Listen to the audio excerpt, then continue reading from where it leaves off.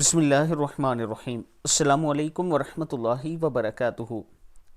आबिद राजा channel की तरफ से आज मैं अपने दोस्तों को रमज़ान अल मुबारक की एक बहुत ही प्यारी दुआ पढ़ना सिखाऊंगा जो रसूलुल्लाह सल्लल्लाहु अलैहि वआलिहि वसल्लम ने बताई है। उससे पहले मैं अपने दोस्तों से गुजारिश करूंगा, एक तो रमज़ान अल मुबारक में हम गरीब फैमिलियों में राशन तकसीम करते हैं और एक फैमिली का खर्च तकरीबन 10,000 रुपये आता है।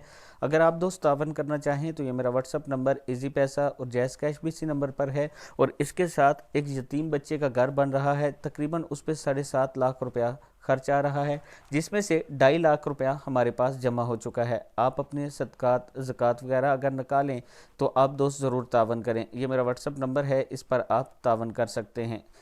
तो शुरू करते हैं। बिस्मिल्लाहिर्रहमानिर्रहीम।